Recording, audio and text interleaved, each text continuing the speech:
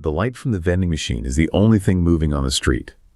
It's 3 a.m. in Tokyo, and a woman walks past, her pace relaxed, her bag slung loosely over her shoulder. She isn't calculating risk with every step. The thought doesn't even cross her mind. The night here isn't a territory of threat, but one of quiet certainty. Now hold that image, because recently I explained this scene to a friend from back home. I described the profound, unthinking safety that defines everyday life here. His reaction wasn't envy or curiosity. He got defensive, almost angry. "That's just because they're all the same," he said, waving a hand dismissively. "It's easy to trust people when everyone looks like you, thinks like you. It's a cheat code.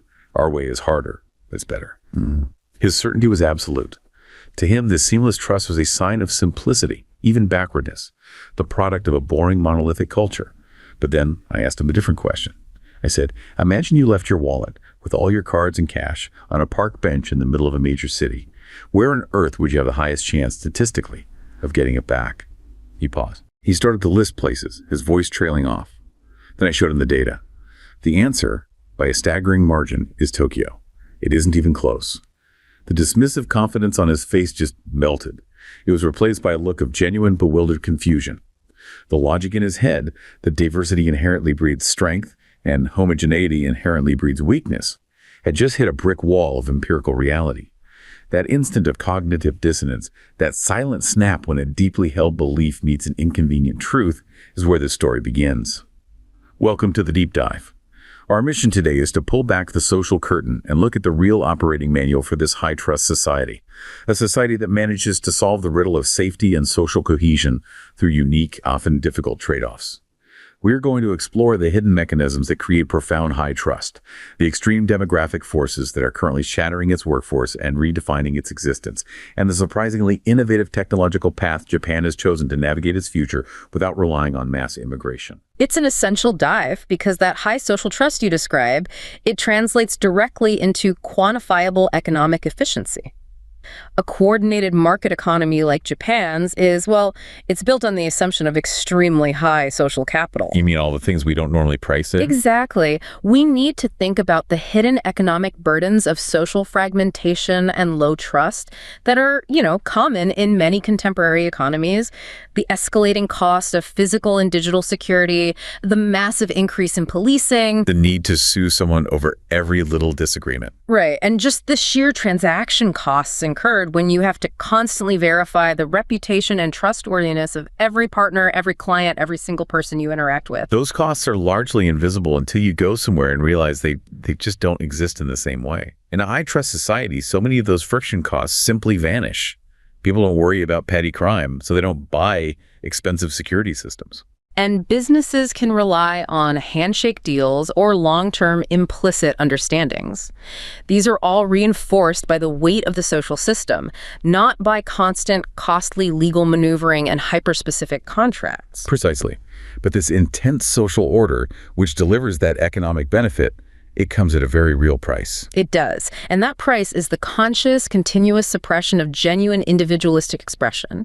It's the prioritization of the collective good. It requires active social engineering, not just a default setting. Okay, let's unpack that machinery, because my friend's assumption that trust is automatic in a homogeneous environment, it completely overlooks the active, complex mechanisms required to enforce that homogeneity of behavior. Yes, it is not automatic. It relies on a very rigid distinction between the public self and the private self. So where do we start? We have to start with wa, or harmony. In Japanese social relations, the top priority is always wa, maintaining harmony and avoiding conflict. So this is a behavioral imperative. It is. It means that individuals must consistently avoid the direct expression of dissenting opinions that could potentially hurt someone's feelings or, disrupt the stability of the group. You are always maintaining a stable, smooth social facade, even if it feels dissonant internally. This imperative immediately leads us to that core duality, the one that defines so much of Japanese interaction. Tatemae versus home. Right. So Tatemae, we can think of that as the public facade, the front you put up. The word literally means built before. It's the social obligations, the manners, the protocols, the scripts you perform, especially when you're dealing with superiors or strangers in a formal setting. It's the agreed upon, visible social reality. And contrasted with that is Han. Hanha, which are your true intentions, your deepest real feelings, your private motivations. Han is strictly confined to your closest, most trusted inner circle family, maybe lifelong friends. So the opinions and feelings you express in public, your Tatemae, might actually and actively contradict your true, deeply held beliefs, your Han. And the key virtue here, for the society to function, is knowing exactly when and how to deploy Tatemae. I think we need an anecdote here, because just defining the terms doesn't really capture the lived experience of it. Go on. So imagine you're a junior employee in a corporation. Your senior manager presents a massive new project plan in a meeting. Yeah. You've done the math. You know the plan is structurally flawed. It's probably going to fail in 6 months, costing the company millions. Okay. Tatemae demands that when you're asked for your opinion, you express your full confidence, your enthusiasm, and agreement, often using very specific deferential language. Exactly. To express your truthful, dissenting opinion, that would be seen as directly challenging the vertical hierarchy. You'd cause the manager to lose face, and that would introduce disharmony. It would violate wa. So that act of excessive sincerity isn't refreshing honesty. It's deeply rude. It's antisocial. So while you express agreement with Tatemae, your Han means you quietly adjust your own department's work to mitigate the inevitable failure you see coming. You maintain harmony in the room while preparing for the private reality. And we can trace the roots of this intense coordination, this collective pressure, back to some very specific historical and agricultural necessities. Absolutely. Think back to traditional communal activities like wet rice farming. This agricultural system is incredibly labor-intensive. The planting, the irrigation management, the harvesting, all of it demanded intense, synchronized, coordinated community effort. Survival literally depended on your neighbors showing up to help you at critical times. It did. If you were known to be antisocial, if you violated the norms of cooperation, or if you're simply lazy, your neighbors wouldn't show up. And that failure to cooperate could literally jeopardize your family's survival. And that environment created the foundation for the ultimate social control mechanism, Morohachibu. Morohachibu, literally village 8 parts. It's the most severe, informal social sanction used to enforce those community norms of cooperation and behavioral conformity. So if you were subjected to this, you were effectively ostracized by the entire community. Completely. The idea is that the community would stop all social interactions with you, the 8 parts of daily life, but crucially, they would still maintain 2 essential parts. Which are? Providing help in case of a fire and cooperating during funerals. They wouldn't let you die in a fire or leave your body unburied, but for everything else, economic trade, conversation, festival participation, you were completely cut off. That is a devastating punishment. It forces the target family toward autarky. It means they have to become totally self-sufficient, and that destroys all potential economic gains from social interaction, from trade, from communal labor. And the reason this mechanism persists is rooted in its economic efficiency, right? Of course. Informal control mechanisms like Morohachibu are quick, low-cost, and incredibly efficient. For managing the constant flow of minor offenses, disputes, and petty jealousies that happen in any tight community, the cost of involving formal litigation or police is just prohibitively expensive. So collective shunning becomes the preferred low-cost tool for control. It keeps those low-level societal friction costs you mentioned down to almost zero. And this brings us to a profoundly interesting paradox: the unique role of the Japanese courts in policing this informal, collective social pressure. You would think the two systems, informal custom and formal law, would be antagonistic. And they are, in a way. But courts generally find collective ostracism illegal. They intervene when the ostracism lacks a proper reason deemed appropriate by social convention. But wait, if the ultimate sanction is Morohachibu, why would courts even bother intervening if the system is designed to be informal and efficient? Doesn't the formal legal review just undermine the community's authority entirely? That's the crucial point. The state isn't trying to destroy the custom, they're trying to constrain it, to manage it. Collective ostracism can be classified legally as criminal intimidation, threatening a person's life, freedom, or reputation, or as an intentional tort under the civil code. So the state steps in to protect the individual from overwhelming collective pressure. But only when that pressure is deemed unjust or opportunistic by the court's standard interpretation of social norms. And the reason people subject to Morohachibu sued wasn't usually for the money. I read the compensation awarded in these cases was often small, sometimes leading only to suspended sentences for the perpetrators. That's right. The ostracized person, the plaintiff, they primarily sought what legal analysis calls public certification of their innocence. So they're using the court as an informational intermediary. Exactly, to publicly destigmatize themselves. Ostracism broadcasts a devastating message to the entire social world. This person is a dangerous social deviant. By suing and winning, the plaintiff gets a court judgment that publicly validates their version of events, certifying that they did not violate social norms. Or that the village's reason for the sanction was improper and malicious. Yes. They are essentially using the formal system to buy back their reputation, which is priceless in a high-trust system built on reputation. What's deeply sobering is looking at the actual court cases that have been published. You might expect these cases to be filled with villagers restraining genuine antisocial deviants, the violent, the habitual thieves. But that's not what you find. No. The published court cases involving Morohachibu often show the punishment being used not just for restraining a harmful individual, but for opportunistic reasons by the community itself, or by powerful factions within it. Most of the troubling cases involve the community weaponizing this power to enforce seriously questionable or outright harmful norms. Consider the famous example of Satsuki Ishikawa in 1952. The middle schooler. Right.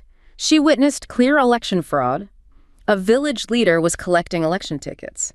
Outraged, she wrote to a national newspaper.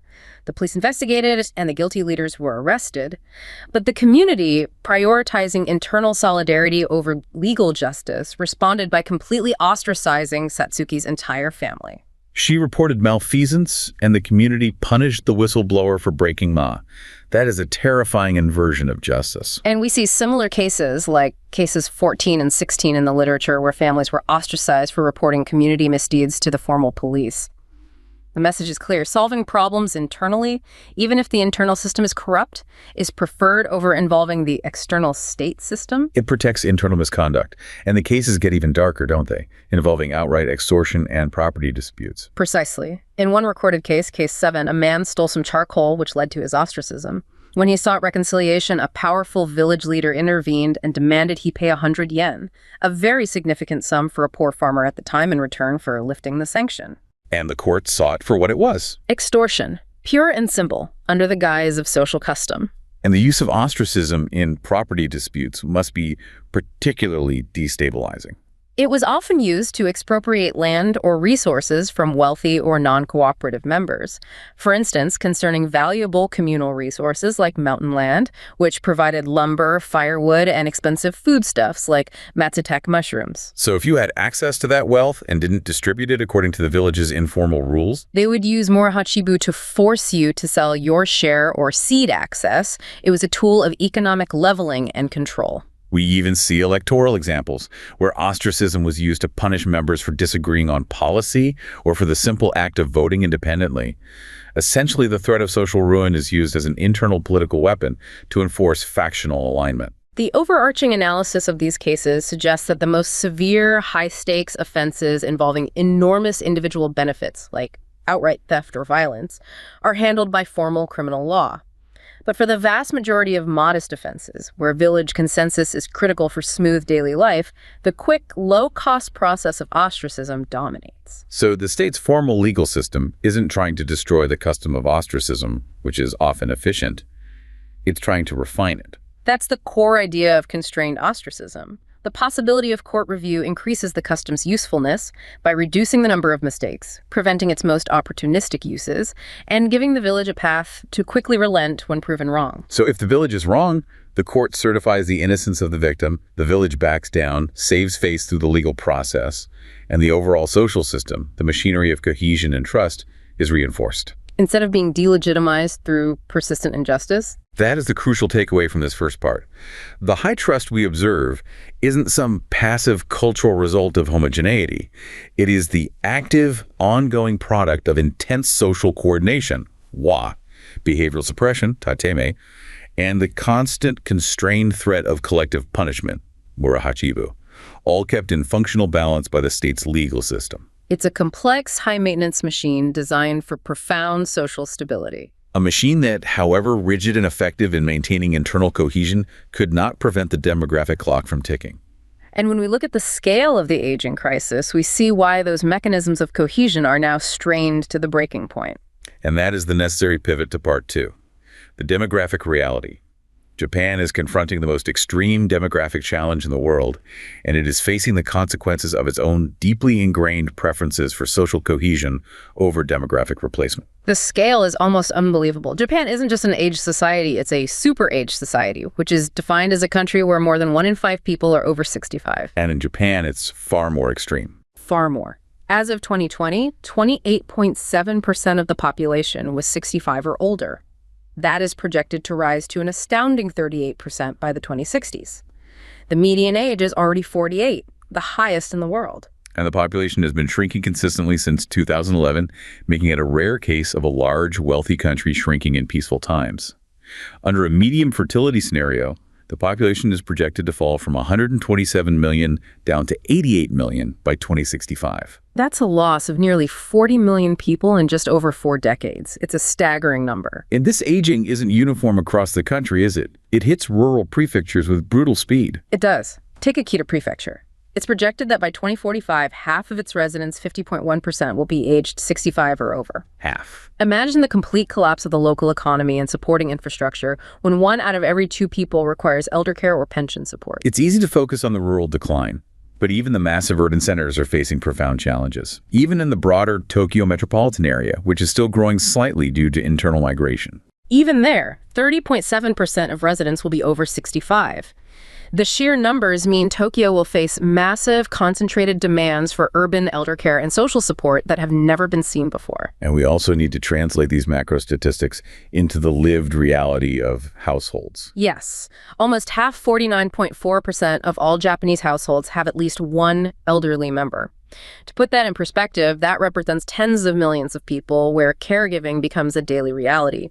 This puts immense strain on family caregivers and challenges the traditional I system. The idea of a multi-generational household where the elderly are cared for by the family successor. Right, and the breakdown of that traditional family structure, combined with the aging, it just exacerbates the problem. The number of elderly people living alone is rising rapidly. In 2020, 22% of women over 65 lived alone, and projections show this growing substantially. This lack of a familial or community safety net, which the traditional Y system relied upon, creates acute social consequences. Those consequences are immediately visible in the economic and social strain, particularly the fiscal burden. The universal healthcare system is spiraling under the cost of aging. Healthcare costs for people 75 and older are 4 times greater than for those under 75. And as the population bulge moves inexorably into those highest cost brackets, national health expenditure surges. It reached 10.9% of GDP in 2018.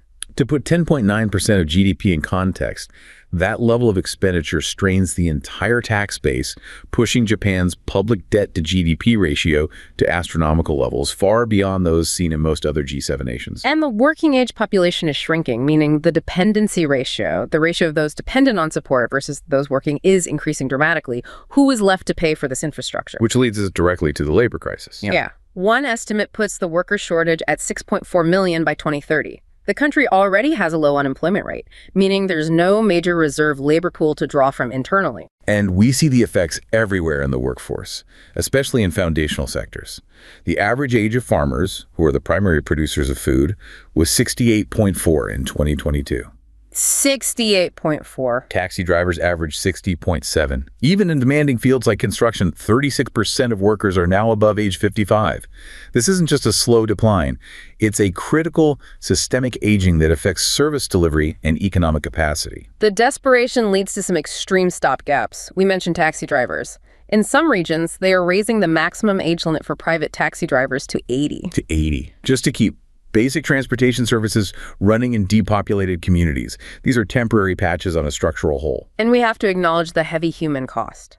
Beyond the fiscal numbers, we see a rise in poverty among the elderly, with a relative poverty rate of 19.6% for people over 65. And then there's the heartbreaking social phenomenon of kodokushi, lonely death.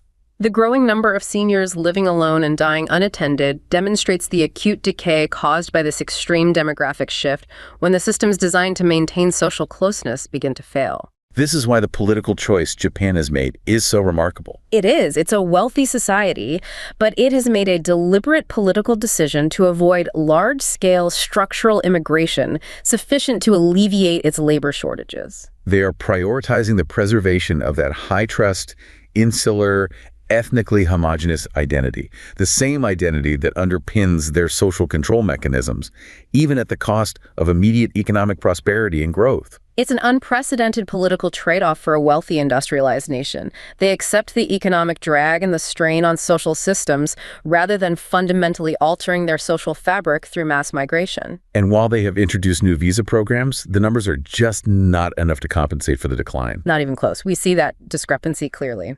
A program designed to accept 345,000 blue-collar workers in specific sectors over 5 years accepted only 1,621 workers in its first fiscal year. The bureaucracy and the social environment are simply not geared for mass absorption and integration. This choice dictates a unique strategy for survival. They have to innovate their way out of the crisis, not immigrate their way out. And that leads us to the crucial part 3, technological trajectories. If you rule out millions of new workers, you are left with one choice for solving a massive labor shortage in an aging population: Aggressive automation, augmentation, and technological adaptation. Japan has turned its demographic pain points into a massive technological market opportunity. We call this strategic response, leading with followers. Japan's extreme demographics are not just a domestic problem, they are galvanizing efforts to develop solutions like sophisticated robotics, AI-driven logistics, and age-friendly technologies that will inevitably be applicable to aging societies globally. So this positions Japan to be a global leader in age tech and demographic solutions. It does, and this strategy plays perfectly to Japan's traditional industrial strengths. Historically, their global leadership has been less about radical breakthrough innovation, the invention of the foundational new technology, and more about the implementation, deployment, and optimization of existing technologies. So taking things like robotics, AI, and software and integrating them into complex, real-world operational environments? Exactly. And the strategy centers on 2 complementary technological trajectories. First, automation, AI. Completely replacing human workers in tasks where shortages are acute and the work is routine. And second, Augmentation, IA, enhancing the skills and capabilities of the existing aging workforce, allowing workers without specialized, decades-long experience to perform complex tasks effectively. This is human-in-the-loop technology designed to bridge the skill gap. Okay, let's start with construction, a sector with that steep aging curve. Komatsu, the heavy equipment manufacturer, has pioneered significant worker augmentation through their ICT construction equipment. Right. Integrating information and communications technology directly into the machinery. To understand the value, consider the traditional task of carving precise angles into a hillside for road construction using an excavator. That requires the operator to monitor multiple visual cues and constantly adjust the bucket to maintain the exact depth and slope. It's a skill that traditionally takes a decade of experience to master reliably. The augmentation is stunning. With the ICT excavator, the machine is preloaded with a 3D digital blueprint of the desired final surface. The operator uses a semi-auto mode. They position the bucket at the starting point, and the digger proceeds to follow the prescribed angle automatically using embedded GPS and sensors. The machine performs the decade-long learned skill. So the human operator is still necessary. Oh, yes, for identifying unexpected obstacles like large rocks or ensuring safety, but the machine handles the precision and muscle memory. And the same principle applies to their ICT bulldozers. Traditionally, the operator had to constantly adjust the blade manually as the weight and resistance of the dirt changed to maintain a perfectly flat surface. Now, the computer-controlled blade adjusts itself automatically, often achieving surfaces flatter than even the most experienced professionals could achieve manually. This closes the massive skill gap caused by the aging workforce overnight. And moving beyond augmentation, we see committed efforts toward full automation. One of Japan's major construction firms, Obayashi, partnered with SRI, a research institute specializing in AI software. And they co-developed autonomous hauling robots specifically for high-rise construction sites. This is a direct attack on a notorious construction bottleneck: the construction elevators. They move so slowly, they cause massive traffic jams every morning as hundreds of workers wait to get to their floors, wasting valuable time. And these autonomous robots can move heavy materials overnight when the site is empty, eliminating the bottleneck entirely and massively increasing overall worker efficiency during the day. And The technical challenge is significant, since a construction site is far more chaotic and unstructured than a controlled factory or warehouse. This deep commitment showcases that they are automating where the labor shortage is most acute and the efficiency gain is highest. Data collection and site management are also being optimized. Komatsu's partnership with Skycatch, a drone platform company, drastically cut the time and labor needed for site surveying. They are replacing weeks of manual measurement labor with a drone that flies over the site and creates detailed 3D maps in just 20 minutes. A productivity leap that requires minimal human intervention and expertise.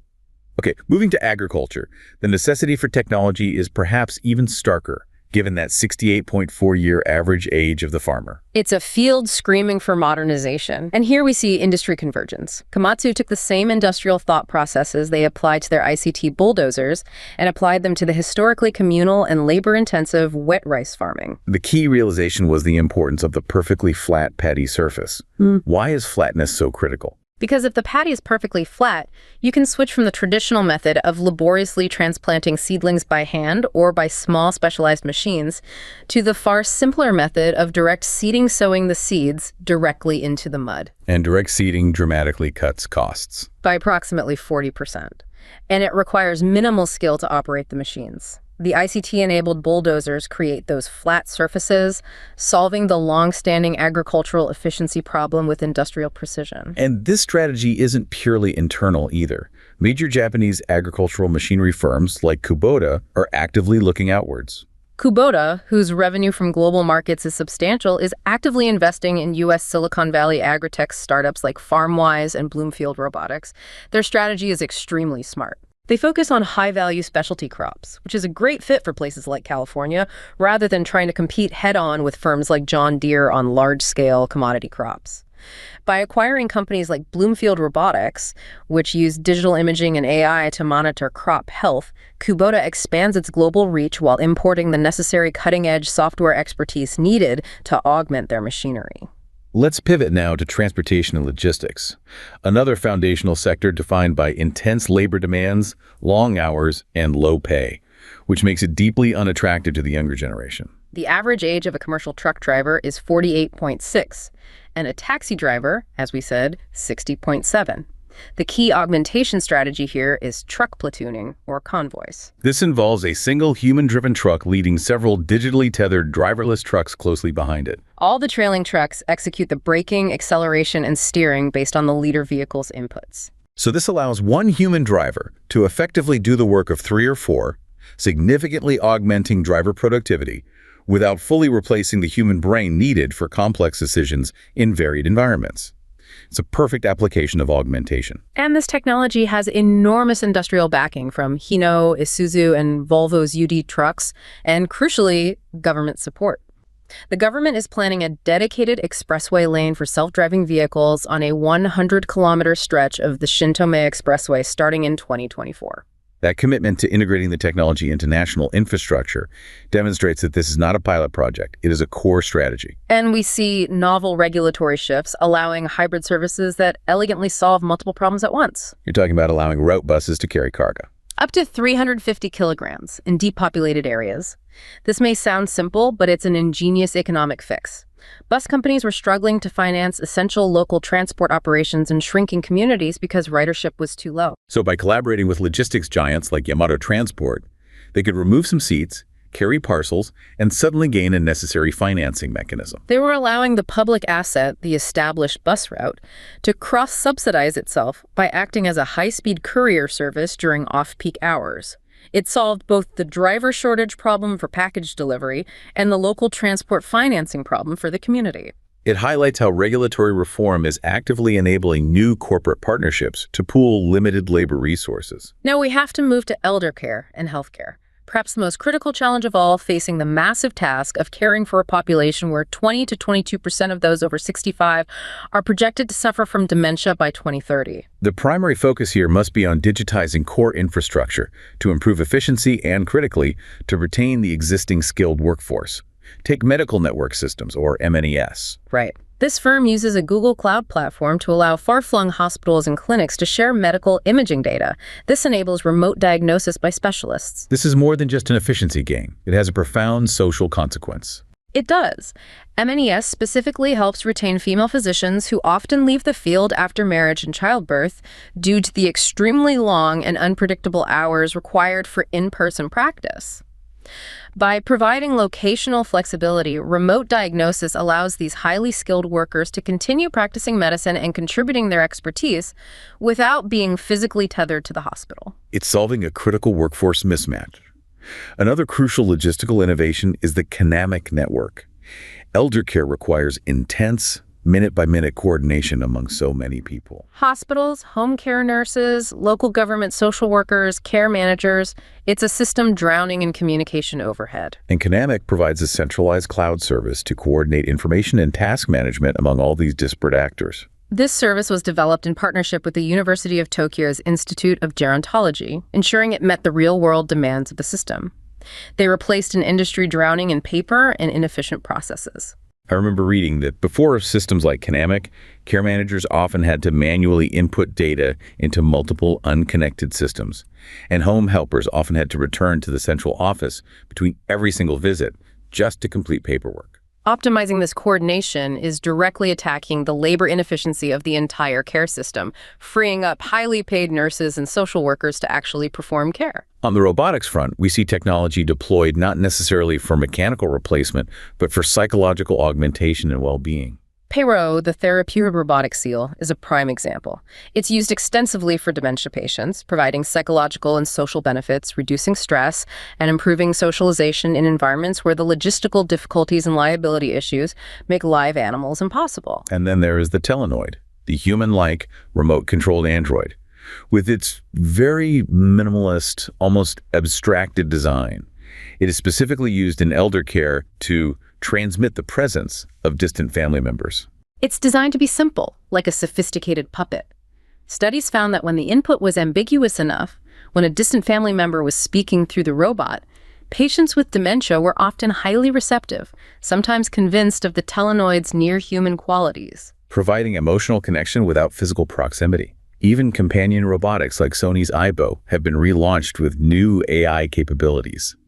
Aibo, the robotic dog, is already used in therapy trials in nursing homes. And the new models include a watchdog feature developed in partnership with home security firms, allowing the companion robot to patrol and monitor elderly residents, adding a layer of security and connectivity for seniors living alone. This focus on technological implementation extends even to the most mundane, yet absolutely critical social infrastructure needs.